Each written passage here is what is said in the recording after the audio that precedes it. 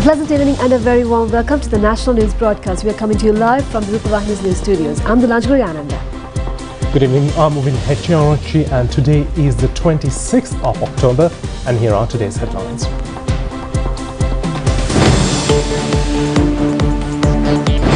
The President says digital transformation process should be speeded up for a competitive economy.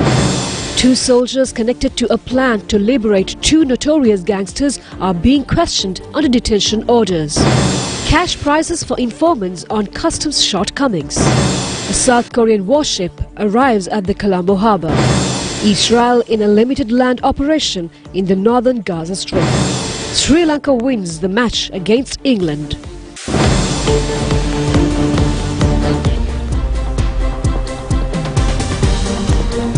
Now for those and other stories in detail on your top story. President Ranil Wickremesinghe reiterates that the process of digital transformation should have to be expedited for a competitive economy. The relevant plans in this regard are scheduled to be presented in the forthcoming budget. The President has made these observations at the National Information Technology Awards presentation ceremony in Colombo yesterday. The event was organised by the Sri Lanka branch of British Computer Society. The award ceremony is being conducted annually with the objective of bringing international-level products and innovations to the field of information technology. President also pointed out the hope is to prepare a legal framework for digital transformation. Awards have been presented to institutions which have shown excellence in the IT service sector. For school transportation services by the University of So this is the completion of postgraduate student projects category. Well done to all the winners. Great solution e-financials. Sri Lankan branch president of the British Computer Society, Alonso Dole, presented a souvenir to the President. State Minister Kanaka Herath and veterans in the IT field also attended the ceremony. If we had implemented an outward-looking program, we should have not been in the economic crisis we are today. We should have at least 5 to 8 billion US in exports. Anyway, there is no need to cry over spilt milk. What has happened has happened. With the collapse of the economy and the bankruptcy, one factor has hit the country hard. If we are to go forward, we must ensure the balance of trade is in our favor, that we have a surplus in our exports. We can't just depend on apparels and tea. We have to look into new areas. But more than that, what we are looking at the structure of a new economy. If you want it to be a modern economy, you want it to have a trade surplus for Sri Lanka, then firstly, it must be a highly competitive economy able to compete in any other part of the world and able to compete also with the imports that come in. This is what I call a highly competitive economy. You have to compete and win. If you are having a highly competitive and a modern economy, there are 2 other factors which I have outlined. One is the green economy. We do have renewable energy and a capacity for green economy. The world is undergoing a green transformation. There is no reason why we shouldn't. And then your digital economy or the digital transformation. We must be a unique platform for this purpose. Let's look at where our strengths are and let's see how we can promote it further. So this is the task we have now. If the country is to survive, if we are to succeed economically, then the digital transformation has to take place. Meanwhile, South Korean warship named Kwanggayeto the Gate has arrived in Colombo harbour today, on its way to Oman. It was only after 6 years that the Korean military vessel anchored at the Colombo fort.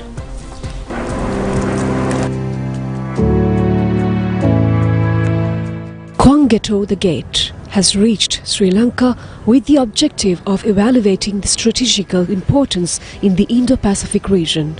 The ship will contribute towards international maritime safety.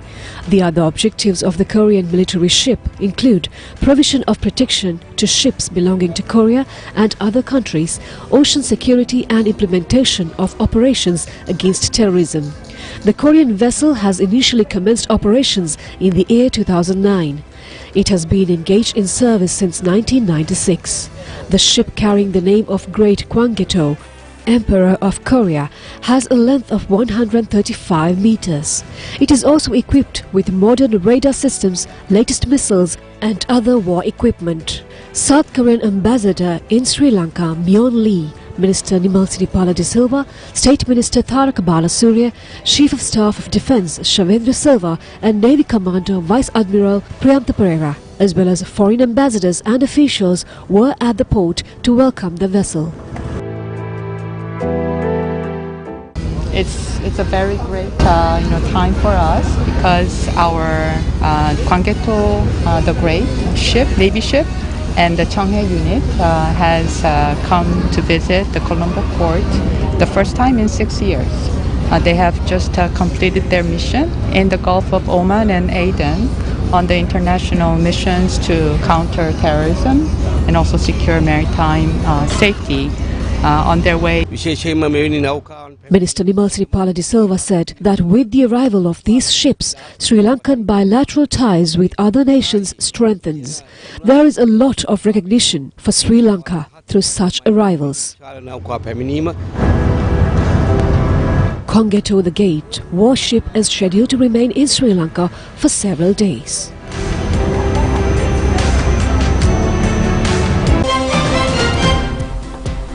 In a strategic move to revitalise Sri Lanka's domestic economy, the government is placing strong emphasis on two key components: expanding supply capacity and broadening market access. This multifaceted growth strategy aims to propel the nation towards economic recovery. As a part of this endeavour, Sri Lanka is not only looking to strengthen its ties with largest traditional export destinations, namely the USA and EU, but also actively deepening its integration with the regions in South Asia, Southeast Asia and East Asia. One significant aspect of the economic strategy involves negotiation and execution of bilateral trade agreements. Currently, Sri Lanka has bilateral agreements with South Asian partners including India and Pakistan, with primary focus on trade in goods. Additionally, Sri Lanka enjoys access to South Asian markets through regional trading agreements such as South Asian Free Trade Area and SAARC Preferential Trade Agreement. Notably, Sri Lanka is actively engaged in professional trade agreements negotiations with Bangladesh, a strong emphasis in trade in goods. Negotiations initiated in June 2021 have already seen 3 rounds of discussion, given Sri Lanka's positive trade balance with Bangladesh. Establishing a PTA is seen as a pivotal move to further enhance bilateral trade. The next step involves both countries exchanging their initial offer lists in preparation for the subsequent rounds of negotiation. All these trade agreement negotiations are under the purview of the Cabinet-appointed National Trade Negotiation Committee. The Department of Meteorology forecast intermittent showers or thunder showers tonight in all provinces other than the northern and eastern provinces. Reports of floods and earth slips continue to receive from some parts of the island. A mountain has been subjected to landslide in Karaputugala in Kamurupitiya Mathura in Kamurupitiya Divisional Secretariat. Division office says 10 families have been evacuated from the area. Due to incessant rainfall in the Mathura district, several low-lying areas have been inundated. Heavy soil and rock mounds have fallen on the Hingurankadua Valavaya road due to torrential rains. Pradesh Sabha officials and the police have restored the road for vehicle transport. The Monoragla District Disaster Management Unit informs motorists to be extremely careful in driving.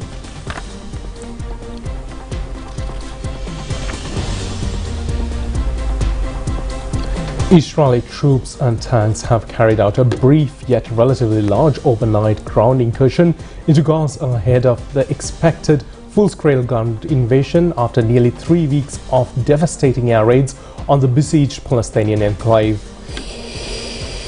Video of overnight action issued by the Israeli army showed armored vehicles proceeding through sandy border zones. A bulldozer is seen leveling parts of the raised bank. Tanks fire shells. Explosives are seen near the amid a row of damaged buildings. Overnight, the Israeli Defense Forces have conducted target raids on using tanks and on the northern Gaza Strip as a part of preparation for the next stage of combat.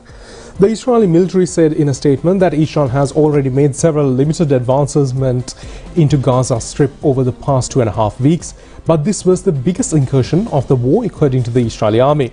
The ground raid comes after the United Nations warned it is on the verge of running out of fuel in the Gaza Strip, forcing it to sharply curtail relief efforts in the territory, which have also been under complete siege since Israel's strikes have killed more than 6,500 Palestinians in less than 3 weeks. Now, AlJazeera news network says that family of one of its journalists has been killed in an Israeli airstrike on Gaza. Wael al-Dado's wife, son and daughter were all killed at a refugee camp in central Gaza on Wednesday, AlJazeera said in a statement. It later reported that his grandson had died as well. AlJazeera condemned the killings and Israelis' indiscriminate attack on Gaza. According to the news organization, al-Dado's family, who was living in a house at the Nur Zaid camp in central Gaza after being displaced from northern Gaza following Israel's warning to residents to move south due to ongoing military action. 16-year-old Mahmoud was in his final year at high school. AlJazeera said while his daughter Sham was 7 years old, his grandson Adam was 18 months old. Other family members were said to be buried under the rubble. The Israeli Defense Forces confirmed that it had carried out an attack targeting Hamas in the area where members of Mr. al-Dado's family were killed.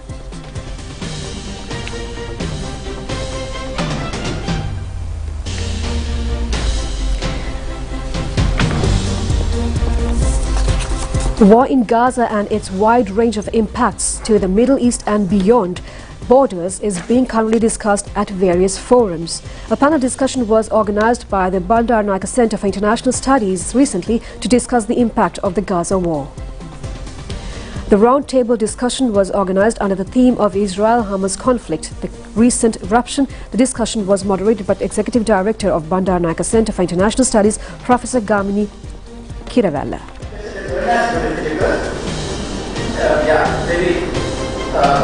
Countries regarding that. That is the honesty, then more facts. Some other country have it. Or whatever it is, Israel. When the Jews began to expand their presence in these territories which are considered Palestinian. So that problem continues to date. And I believe it is up to these international backers of both sides to make them see sense that this can't continue. You must arrive at a settlement, a democratic settlement, a just settlement which will be acceptable to both sides. On that basis, that the two-state theory was formulated. The Jews have to have, or the Israelis have to have a state of their own. But there can't be a continuation of what we have come to call the Jewish expansion of Jewish settlements in the West Bank and the Gaza Strip. That has to stop, because the challenge facing the main parties to the conflict and the international community is to demarcate strict boundaries to both these states. That is eluding resolution. When Israel gets attacked in this particular manner, there is always the possibility of retribution or retaliation by Israel, which is different in size and shape, quite disproportionate to the provocation. So what we see today in the Gaza Strip or around Israel is the disproportionate response of Israel to what happened. How did Hamas, restricted into a very small area like the Gaza Strip, could mount such an attack against Israel? Quite difficult to believe how such a thing could have happened. So the question is, were the Israelis not aware of this particular attack, or they were aware and wanted it to happen despite the huge human cost, for a political beneficial. The analysts therefore tend to think that because of this fragmentation, proactive, dedicated common Arab front confronting Israel may be unlikely, at least in the short term, unless violence explodes into the region. And also there are other factors like countries, so-called moderate countries like UAE and UAE, Bahrain and Saudi Arabia are trying to normalize relations with Israel with active support from the United States, maybe strategic plan to erode support for extreme action and so forth. Because of all this, common front may not happen in the short term, but things can change depending on the ground situation. This issue, we can see the expression of hard power by the regional powers, Israel, and backed by the superpower United States of America, and countered by counter-regional powers like Iran and the other Palestinian groups. So one major tool that used in this whole scenario is armament, military equipment. Along with that, another powerful tool they use, media, because the fighters, they fight war. At the same time, they need publicity for this war. Every war needs publicity because for two things. Warriors need to show their acts to the world and enhance their profile. At the same time, the media, the powerful entities, politicians, militaries, they are very friendly with media because for media also, the war is a business. They can earn money from war because they cover war. If you go to major media websites, you can see how many hits that they get these days. So it's a very, very cordial situation, very cordial bond between the two parties. Police sources say two former army soldiers who have been arrested in connection with devising a plan for an escape of two gangsters named Nadun Chintaka alias Harakata and Salindu Malshita Kudu Salindu from CID custody will be interrogated for a period of 90 days under detention orders. The two soldiers were reported to have been expelled from the army due to disciplinary reasons. It has also been revealed that the plan had been prepared by organized criminal named Midigama Chuti, identified as a close associate of Harakata. The police sources further say that further investigations are underway by establishing accuracy of the statements given by two soldier suspects. Security in and around the Criminal Investigation Department premises have been strengthened with the revelation of the latest findings. The Electricity and Electric Mobilization Strategies International Exhibition and Seminar is scheduled to be conducted in Sri Lanka in March of next year. The exhibition was scheduled to be conducted in the island next month, but the organizers have decided to postpone the event till next year with the objective of receiving extensive international support and participation. The aim of the exhibition is to receive international solidarity for local power and power-related transportation sector. It has been scheduled earlier to conduct the event in parallel to the International Common Transportation Day on the 10th of November and the International Sustainable Transportation Day on the 26th of November. These decisions have been taken by a committee comprised of Minister Dr. Bandana Gunawardena and State Minister Lasantha Alagiyawana. The year 2024 has also been named as E-Mobility Year. The exhibition enables the local producers to have extensive foreign market accessibility and to receive international attention on their produce. Many productions in electricity and electric mobilization sectors by innovators of China, India, Japan and Korea will be on display.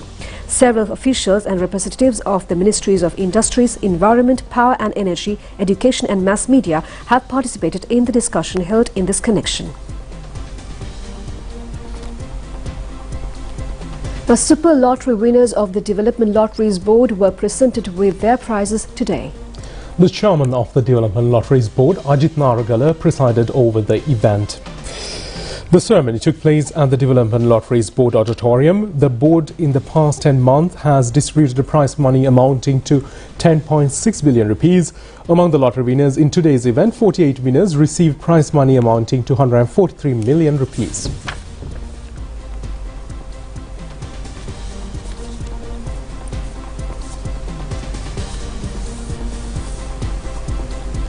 Director of Sri Lanka Customs Sivali Arugoda says that attractive cash prizes will be given to those who provide information on customs shortcomings. He has made these remarks in a media briefing in Colombo today. Director of Sri Lanka Customs Sivali Arugoda said that the amount of gold seized by the customs till now weighs 115 kilograms, amounting to 925 million rupees. Illegal drugs that was imported to Sri Lanka in 53 occasions weighing to 95 kilograms has been seized. The value of these illegal drugs amounting to 981 million rupees. For citizens who provide correct tips and information for a raid will be given a special monetary allowance. A restless situation has been created between officials of the National Gems and Jewellery Authority and the gem businessmen at the soil auction conducted in Bogwan Talava yesterday. The auction was conducted for legal removal of stock of soil from a project to expand the Kesel Gambua oil by further distance of 500 meters. The event took place at the Hindu Cultural Hall of Thandayudapani and Bogwan Talava. Upon observation by the National Gems and Jewellery Authority regarding the presence of gem deposits in the soil stock to be removed, a bid of 70 million rupees has been declared for the legal withdrawal of soil stock.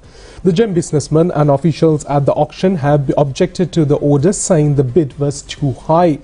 The business have decided to leave the auction in demanding to reduce among the authority officials to decide to postpone the auction. The businessmen have insisted the auction to be conducted yesterday itself after reducing the bid money. They have also threatened not to allow any officials to leave the auction hall if they fail to heed the order. The authority officials have engaged in a phone conversation with State Minister in charge, Chamara Sampath Dissanayake, regarding the issue. Thereafter, the instructions of the State Minister and high-ranking officials of the National Gems and Jewellery Authority and the bid amounting was reduced to 50 million rupees. Accordingly, the businessmen in Bogwan Talava have come forward to purchase license for the soil removal of 53 million rupees. Heavy police protection was enforced in the area.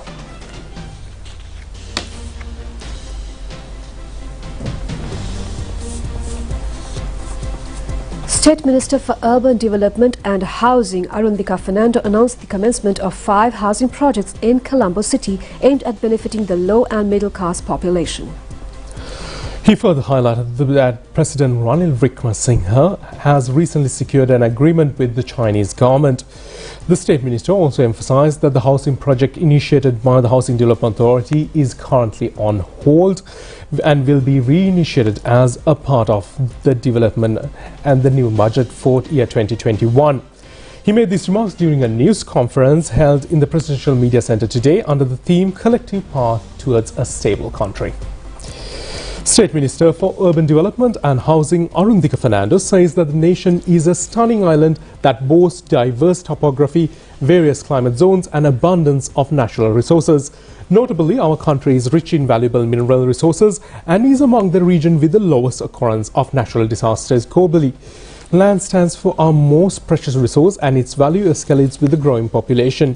Even in suburban areas, land values continue to rise. The Urban Development Authority manages a substantial amount of land, but the available information about these lands is currently insufficient. Consequently, the Minister is actively working on to enhance data on land ownership. He said that moreover, the Urban Development Authority has acquired lands for various government projects encompassing activities like urban planning and city expansion. And we have more news from home in brief. It has been decided to allocate funds to be paid by the State Pharmaceuticals Corporation for the settlement of arrears to its suppliers via the National Budgetary Department. State Minister Shehan Semasinghe at a discussion at the Finance Ministry today said a special cabinet approval is to be received in this regard. State Minister Shanta Bandara was engaged in a special inspection tour at the Colombo Central Mail Exchange today. The State Minister has focused attention on the shortcomings at the institute. He said that steps will be taken to eliminate any opportunities in the transfer of narcotics across the exchange. The Committee on State Finance has granted approval for several orders under the Colombo Port City and Economic Commission Act. It has been recommended to convey to the Committee on the opinion of Attorney General regarding entering into agreements with business which maintain operational level contacts in the Colombo Port City within a period of 4 weeks. A program to enlighten government officials on this new state taxation policy was held at the Sri Lanka Rupavahini Corporation Auditorium today. On this occasion, the importance of registration of each taxpayer and the process of paying taxes in the appropriate manner has been reiterated. The maximum retail price for selling rice has been stipulated in the Gazette notification. Accordingly, the maximum retail price for a sale of a kilo of Kiri Samba rice is 260 rupees. The maximum retail price for Samba rice kilo is 230 rupees and for a Nadu rice 220 rupees. The maximum retail price for a kilo of red kakulu rice has been stated as 210 rupees. The Consumer Affairs Authority requests the general public to inform any incidents of such trade selling at higher prices. The ceremony to felicitate 22 film directors who were engaged in cinematic creations from the year 1947 to 1969 was held at the National Library and Documentation Services Board Auditorium recently. The Sri Lanka Printing 2023 Printing and Packing Exhibition was declared open in BMICH today. The aim of the event is to disseminate information regarding the new printing methodologies and to art of packaging.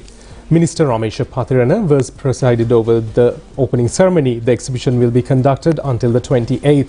Minister Ramesh Pathirana has expressed his opinion to the media regarding the prevailing economic situation and the economy that prevailed in the recent past. Veterans in the field of printing have participated in the event. Many foreign institutions have exhibited their products.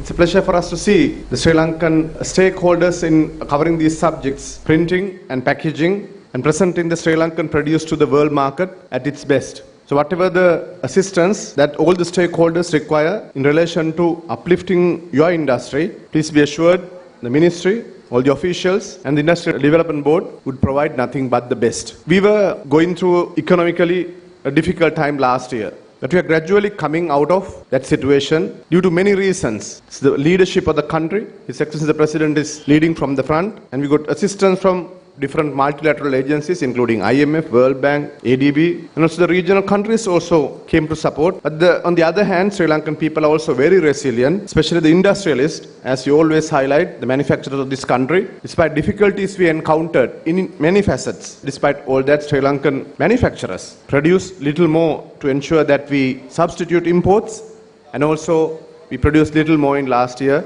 to gain little more forex in the form of exports. So we thank all of them. You know, India, so they were also going through the same kind of economic impact in early 1990s. Then Indian Finance Minister, late Dr. Manmohan Singh, he very clearly stated globalization is one of the keys to success.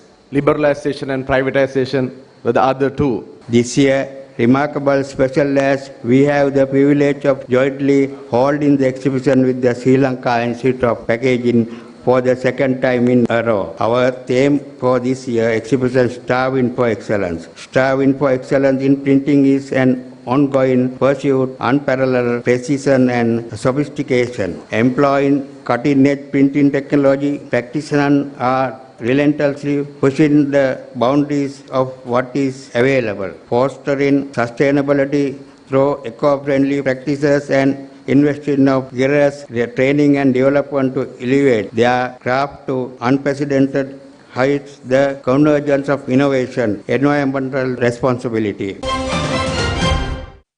The charges for national identity cards have been amended. The Ministry of Public Security says a relevant Gazette notification has been released. Charges for a certified copy of the national identity card have been revised at 1,000 rupees. In addition, a charge of 25 rupees has been levied for verification of accuracy of information in national identity card presented via online. Charges to be levied in the event of presenting such information via electronic strategies acceptable to the Commissioner General or through presentation as a physical document are 500 rupees. The Ministry of Public Security further announces that a fee of 15,000 rupees is being imposed in the registration of a person as a national identity card photographer. The amount charged previously in this connection was 10,000 rupees. The annual fee for the renewal of the registration certificate has also been increased to 3,000 rupees from 2,000 rupees. We'll be back with international news after this break. මගේ කලා ජීවිතයට දැන් අවුරුදු ගාණක් වෙනවා. පුංචිම මදුරුවෙක් හින්දා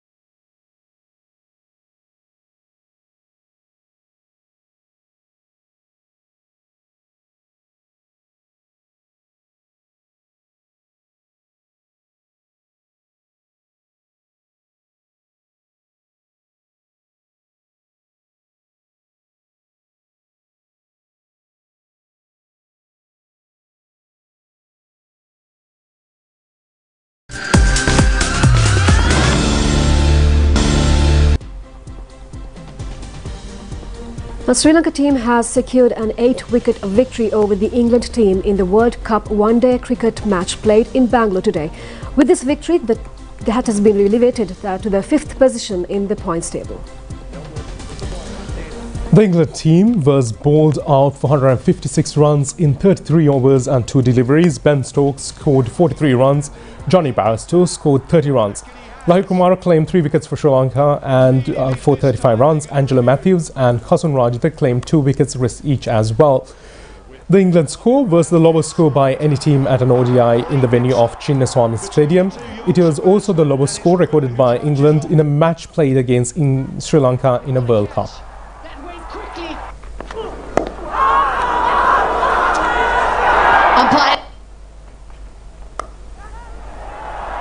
Well, what a time to ask that question. They're going through.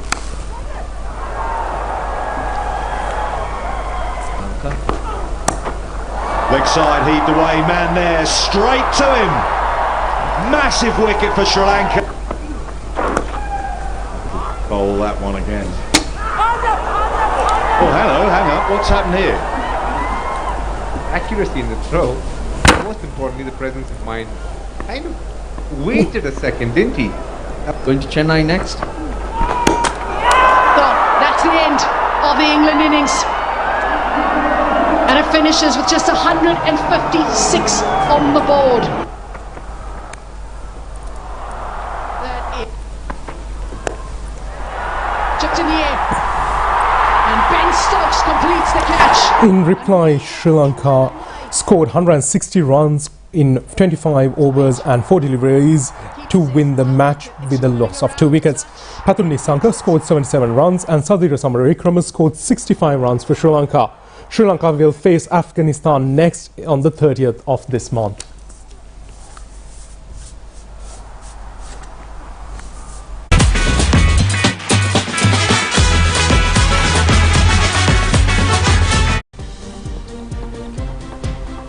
That's all the news we have for tonight. Join us tomorrow at the same time for the very latest on Channel Eye. I'm AlJazeera together with Owen signing off. Good night. Good night.